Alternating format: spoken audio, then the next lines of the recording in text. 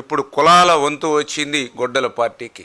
మళ్ళీ ఆ కులాల్లో సంబంధించినటువంటి నాయకుల్ని రెచ్చగొట్టడం, వాళ్ళ చేత తప్పులు చేయించడం, వాళ్ళని జైలుకి పంపించడం, తద్వారా వాళ్ళందరినీ కూడా జీవితాంతం తన చుట్టూ తిప్పుకోవడం. ఇదే జగన్మోహన్ రెడ్డి పులివెందుల సంస్కృతికి నిదర్శనం. దానికి ఉదాహరణే శ్రీలక్ష్మి, ఒక మంచి తెలివైనటువంటి ఐఏఎస్ ఆఫీసర్. అటువంటి ఆఫీసర్ సైతం వీళ్ళ మాటలు విని తప్పులు చేసి జైలుకి పోయి కోర్టుల చుట్టూ తిరుగుతూ ఇప్పటికీ తప్పనిసరి స్థితిలో ఈవేళ ఆ జగన్మోహన్ రెడ్డి పంచనే ఆయన కోటరీలోనే ఈరోజు శ్రీలక్ష్మి ఉండవలసినటువంటి పరిస్థితి వచ్చింది అని అంటే, మొన్ననే మనం చూస్తాం అంబటి రాంబాబు, ఆయన చేత తిట్టిస్తారు, దాడులు చేయిస్తారు, జైలుకు పంపుతారు. జగన్మోహన్ రెడ్డిని వదిలి బయటికి వచ్చేటువంటి పరిస్థితి లేకుండా ఆయన్ని బందీగా చేసేటువంటి పరిస్థితి ఆ కేసుల ద్వారా, ఆ యొక్క జైలు జీవితం ద్వారా. మీ అందరికీ తెలుసు పేరుని కృష్ణమూర్తి అంటే ఒక గౌరవమైనటువంటి కుటుంబం వ్యక్తి పేరుని కృష్ణమూర్తి గారంటే. అటువంటి గౌరవప్రదమైనటువంటి కుటుంబంలోంచి వచ్చిన వ్యక్తి నాని. ఆయన చూసాం మనందరం కూడా, ఎప్పుడూ కూడా ఇంట్లోంచి బయటికి రానిటువంటి మహిళలు కూడా కేసుల్లో చిక్కుకునేటువంటి పరిస్థితి తెలివితేటలుగా జగన్మోహన్ రెడ్డి ఆ కుటుంబానికి కల్పించినటువంటి పరిస్థితి. ఇంకా జీవితాంతం జగన్మోహన్ రెడ్డికి ఆ పేరునని ఊడిగం చేయవలసిందే. అట్లా ఊడిగం చేయలేకపోతే తన చేతిలో ఉన్నటువంటి వాళ్ళ కేసుల చిట్ట ఈ జగన్మోహన్ రెడ్డి ఇప్పుతాడు. నేను కూడా చూశాను గుడివాడ అమర్నాథ్, అప్పుడు వాళ్ళ తండ్రి గురునాథరావు గారు, ఆయన కూడా ఒక మంత్రిగా చేశారు, ఒక ఎమ్మెల్యేగా. ఆయన కూడా ఒక మంచి గౌరవప్రదమైనటువంటి వ్యక్తిగానే ఆ రోజు ప్రజల్లో గుర్తింపు పొందినటువంటి వ్యక్తి. అటువంటి గౌరవ కుటుంబంలోంచి వచ్చిన వ్యక్తి అమర్నాథ్ని ఈరోజు ఏ రకంగా తయారు చేశారు జగన్మోహన్ రెడ్డి? నేతల్ని తిట్టించడం, బూతులు మాట్లాడించడం, అది కూడా సాటి కాపుల మీద దాడి చేయించడం, పవన్ కళ్యాణ్ గారిని తిట్టించడం. దానితో ఒక యువకుడు, అతని జీవితం కూడా ఒక విలన్గా ఈరోజు రాష్ట్రంలో జగన్మోహన్ రెడ్డి మార్చేసినటువంటి పరిస్థితి. కాపు నేత కాకపోయినప్పటికీ కారుమూరి మా జిల్లా, ఆయన చేత కూడా తప్పులు చేయించాడు.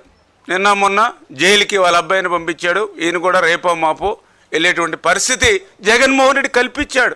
అంటే ఈవేళ ఆంధ్రప్రదేశ్ రాష్ట్ర చరిత్రలో మనం చూస్తే నేరస్తులను తయారు చేసేటువంటి కర్మాగారం ఇవాళ వైఎస్ఆర్సీపీ పార్టీ, నేతలను తయారు చేసేటువంటి కర్మాగారం తెలుగుదేశం పార్టీ.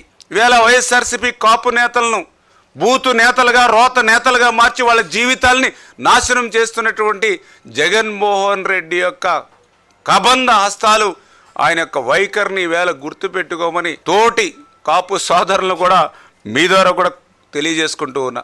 జగన్మోహన్ రెడ్డి కబంధ హస్తాల్లో ఉండి, ఆయన యొక్క ఫ్యాక్షన్లో కానీ ఉండి, ఆయన యొక్క పులివెందుల సంస్కృతిలో చిక్కుకున్నటువంటి మా తోటి సోదర కాపు నేతలు కొంత సమావేశం పెట్టి కాపుల గురించి మాట్లాడుతూ ఉంటే నిజంగా దెయ్యాలు వచ్చి వేదాలు వల్లించినట్టుగా ఉన్నటువంటి పరిస్థితి.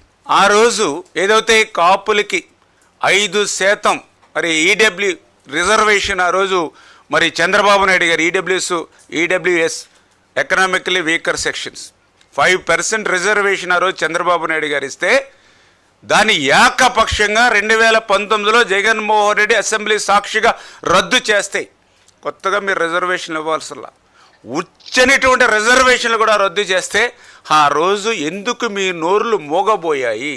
ఎందుకు మీరు వెళ్ళి తాడేపల్లి రాజప్రసాదం తలుపులు కొట్టి అడగలేదు? ఎందుకు ఆ రోజు మీరు మీటింగులు పెట్టుకోలేకపోయారు? అంటే చంప ఏమన్నా చెల్లుమనిపిస్తారని ఏదైనా భయపడ్డారా ఏంటో మాకు అర్థం కానిటువంటి పరిస్థితి.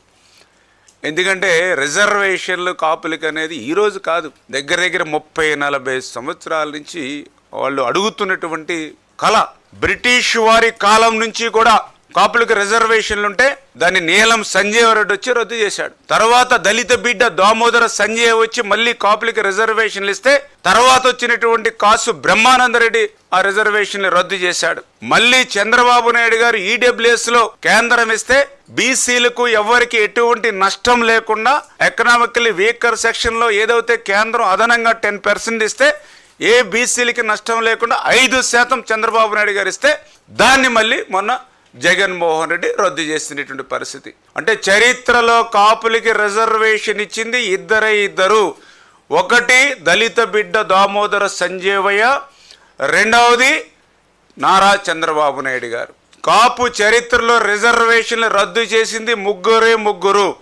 ఒకటి నీలం సంజీవరెడ్డి, 2 కాసు బ్రహ్మానందరెడ్డి, 3 జగన్మోహన్ రెడ్డి. మీరా కాపుల గురించి మాట్లాడడానికి ఏ రకంగా హరవుతుందని అడుగుతూ ఉన్నా. ఈరోజు మనం చూస్తూ ఉన్నాం సానా సతీష్ గారిని, ఒక ఎర్ర నారాయణ స్వామి గారిని, ఒక మెంటే పద్మనాభం గారిని, ఒక తోట సీతారామలక్ష్మి గారిని, ఒక వంగా గీత గారిని, ఒక ఆదికేశవ నాయుడు గారిని, ఒక సి రామచంద్రయ్య గారిని, ఇలా ఎంతో మందిని పెద్దల సభకు పంపించింది తెలుగుదేశం పార్టీ. మరి నువ్వు అధికారంలో ఉన్నప్పుడు ఏం చేసావు? ఒక విజయసాయిరెడ్డి, ఒక సుబ్బారెడ్డి, ఒక సజ్జల రామకృష్ణారెడ్డి, ఒక పెద్దిరెడ్డి రామచంద్రారెడ్డి, ఒక మిథున్ రెడ్డి, వీళ్ళతోటే కదా నీ రాజకీయం అంతా తిరిగింది. అధికారం ఉన్నంతసేపు వీళ్ళ చుట్టూనే కదా నీ అధికారం అంతా తిప్ప. అంటే అధికారం ఉంటే వాళ్ళ, అధికారం లేకపోతే మరి వీళ్ళ అనేటువంటి విషయం ఇలా నేను చెప్పడం కాదు. ప్రజలు ఈవేళ జగన్మోహన్ రెడ్డిని, గొడ్డల పార్టీని ఈరోజు ప్రశ్నిస్తున్నటువంటి పరిస్థితి. టీటీడీ చైర్మన్ని ఆ రోజు చదలవాడ కృష్ణమూర్తి గారికి కానీ, ఆదికేశ్వర నాయుడు గారికి కానీ, పప్పుల చలపత్ర గారికి కానీ ఇచ్చింది తెలుగుదేశం పార్టీ. నువ్వు అధికారంలోకి వచ్చిన తర్వాత ఎవరికి ఇచ్చావు? బొమ్మ కరుణాకర్ రెడ్డికి ఇచ్చావు, సుబ్బారెడ్డికి ఇచ్చావు. అంటే అధికారంలో ఉంటే ఏం చేస్తా ఉన్నావు? అధికారం పోతే ఏం మాట్లాడుతున్నావో తెలుసుకోలేనంతటువంటి అజ్ఞానంలో మేము ఎవ్వరం కూడా లేము అనే విషయాన్ని ఈవేళ ఈ గొడ్డల పార్టీకి ఈ సందర్భంగా గుర్తు చేసుకుంటున్నానని చెప్పి మీ ద్వారా తెలియజేసుకుంటూ, ఈరోజు చంద్రబాబు నాయుడు గారు, పవన్ కళ్యాణ్ గారు వీరిద్దరి కలయిక ఏదో వీళ్ళిద్దరు పదవులు పొందడానికి కాదు.